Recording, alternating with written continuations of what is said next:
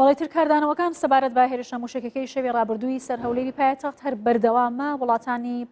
ئەوروپا ئەمریکا و هەروەها وڵاتەکان لە ئاستینە و دەوڵەتیدا ئیدانی ئەو هێرشانە دەکەن و پاراستنی ئارامی و ئاسایش لە عێراق و هەرمی کوردستان بە گرنگ دەزانن بۆی کە بتوانرێت لەم بارودۆخی هەستیارەی ئێستا ناوچەکە بەگشتی تێدایە هەروەها لە عێراق و هەرمی کوردستانیش بە هەمان شێوەم ئارامی بپارێزرێت. ئەو هێرشە موشکێک کە دێنێشەوە ئەنجام درراوە لە ناوخۆی کوردستانیش کاردانەوەی زۆری لێکەوتەوە. وڵاتانی دەوروبەری هەرمی کوردستانیش بە هەمان شێوە ئیدانەی و هێرشانە دەکەن، بەڵام ئێستا دیار نییە ئەو دەستە تاریک و نادیارانە کێن کە یانەوێ هەرمی کوردستان بگشتی بکەنە ئامانج. بەڵام لە ئێرە لە هەرمی کوردستانیش باڵیۆز و کنسۆڵی وڵاتانیش بە توندی دانەی هێرشەکە دەکەن پاڵپشتی خۆشیان بۆ هەرمی کوردستان دەردەبڕن. منەوەی بۆ چوونی بەڕێز نەزمی حزوری وەربگرم، کنسۆڵی گشتی فەلەستینە لە هەرمی کوردستان لە هەولێرەوە ڕاستەخۆ لەگەڵما. بەڕێز نەزمی ئەم کاتت باش، ئێوە چۆن دەڕوانە ئەم هێرشانی کە کراوەتە سەر هەولێر و هەروەها کنسوڵخانەی ئەمریکا و چەند ناوچێکی دیاریکراو لە هەرمی کوردستان پێتان وایە تێکدانی سەقامگیری هەرمی کوردستان لە ئێستادا بۆچی دەگەڕێتەوە؟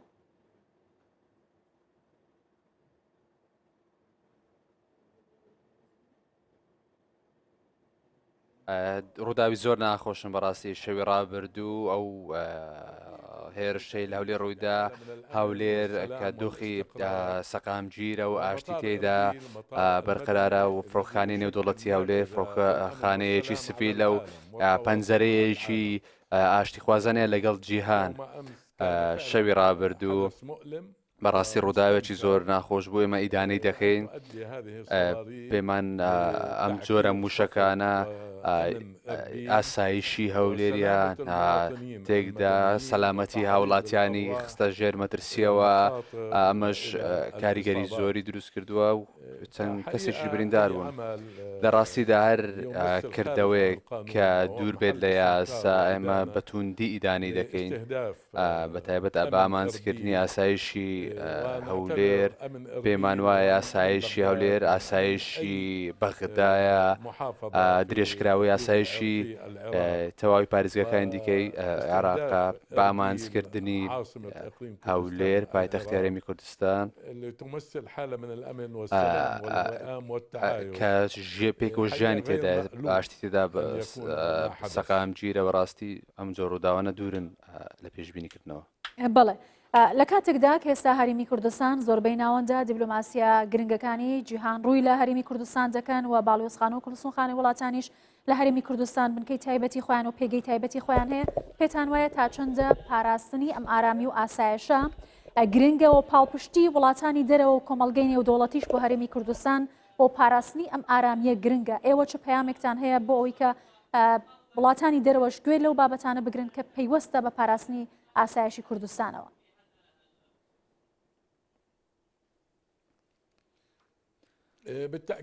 بە دڵنیاییەوە ئێمە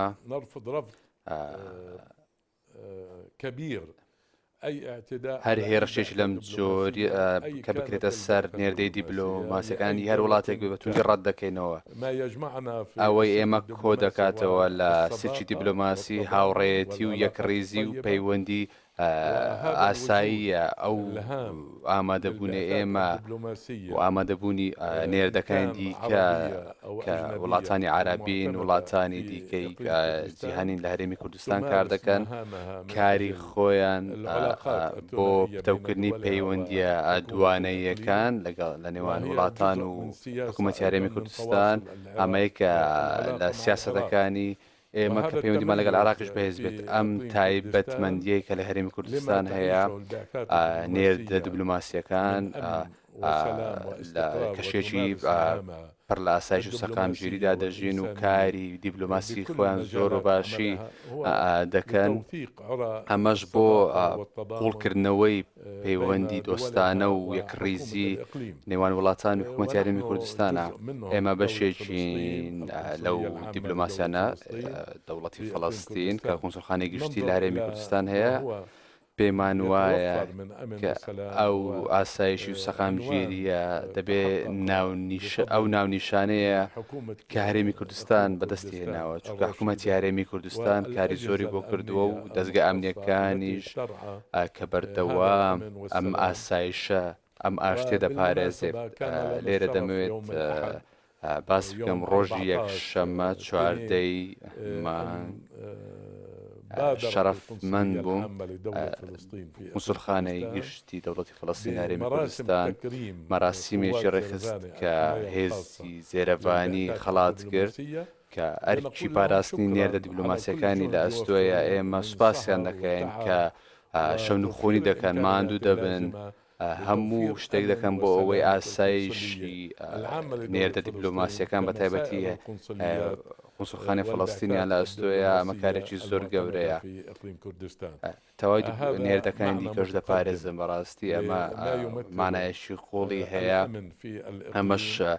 ئاستی ئاسایش لە هەرێمی کوردستان پیشان دەدات کە پێکەوە ژیانی پتە و پێکردووە هیچ جیاوازێک لە نێوان نەتەوەکان ناکەن لە نێوان ئاینەکان ناکەن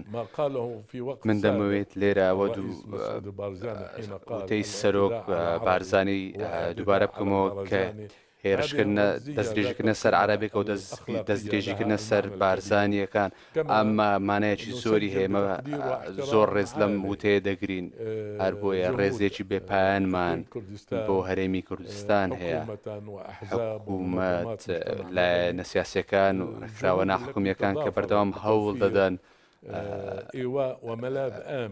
بۆتە پێشوازی لە ژمارەی زۆری ئاوارە و کۆچبەر کردووە کە ژمارەکان لە 2 ملیۆن زیاترن ئەمەش لە دوای هێرشەکانی داعش هەرێمی کوردستان شوێنێکی ئارام بوو لە باوەشی گرتنی وادارم ئەمانەیە باش تێبگەندرێت چونکە سیاسەتێکی زۆر حەکیمانەی پەیڕاو کردووە حکوومەتی هەرێمی کوردستان بەردەم هەوڵی داوە ئەمن و ئاسایشی ناوچەکە بپارێزێت ئەمەش هەروەها دڵنیایی ژیان بە هەموو خەڵکی کوردستان خەڵکی هەرێمی کوردستان دانیشتوان و خەڵکی دیکەش لەلایەن حکوومەتی هەرێمی کوردستانەوە ئاسایشیان بۆ دابینکراوەمەش پەیوەندی من دەتوان بڵێم لەگەڵ نێردە دیبلۆماسیەکان زیاد کردووە هەر هێرشێک بکرێتە سەر نێردە دیبلۆماسیەکانەوە بە توندی ئیدانەی دەکەم داوا لە هەموو لایەنێک دەکەم دام بە خۆیان دابگرن و بە عەقڵ مامەڵە لەگەڵ دۆخەکە بکەن و مافی مرۆڤ بپارێزن و وا بکات مرۆڤ لە ماڵی خۆی لە قوتابخانە ژیانی خۆی بە ئاسایی بەڕێ بکات لە هەر شوێنێک بێت شەوی ڕابردوو پامانزکردنی فڕۆکخانە و گەڕەکان نزیک فڕۆکخانە ئەمە ئەو بۆشاییە لە خەڵکی دەست کردەوە کە شەوانە بۆ خۆیان دەردەچن و دۆخەکەی تۆزێک شێوان ئەم ئارامی تۆزێک شێوان ئەمە ئەیدانی دەکەین. باشە هەرێمی کوردستان بەگشتی ئەگەر لە چوارچەوەی عێراقدا سیر بکەین لە ڕۆژهەڵاتی ناوەڕاستدا وڵاتانی عەرەبی بە هەستیاریەوە سیر لە پێگەی هەرێمی کوردستان دەکەن لەوەی کە کاراکتەرێکی سەرەکیە لە هاوکێشە سیاسیەکان لەنەو ڕۆژهەڵاتی ناوەڕاستدا ئێستا لەم دوایم ڕووداوانەدا ئیمارات سعودیە مسر و کۆیت وەک وڵاتانی عەرەبی پاڵپشتی و پشتیوانی خۆیان بۆ هەرێمی کوردستان دووپات کردوێتەوە ئیدانەی ئەو هێرشانە دەکەن پێتان وایە بەردەوامی ئەم هێرشانە بۆ سەر عێراق و هەرێمی کوردستان بە تایبەتی کێستا لە هەرێمی کوردستان ئەم ڕووداوانە بەگشتی ڕوودەدەن چ کاریگەریەکی لەسەر ناسەقامگیری ناوچەکە بەگشتی دەبێت ئەگەر هەرێمی کوردستان بێتە شوێنی یەکلاکردنەوەی ململانەی ئەو هێزانەی کە ئێستا لە ناوچەکە لە ململانێ و ڕکابەری یەکتردان.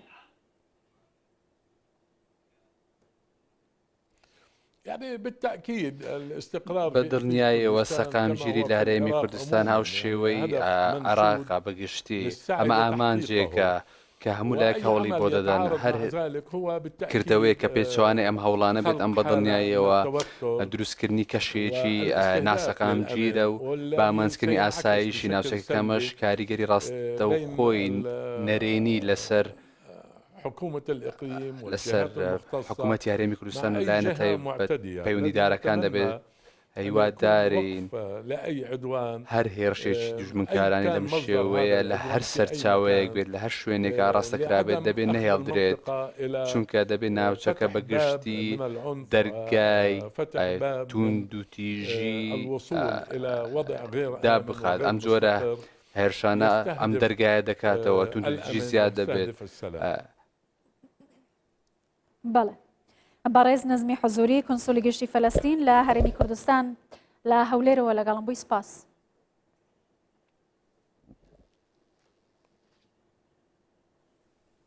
شكرا وتحياتي لكم.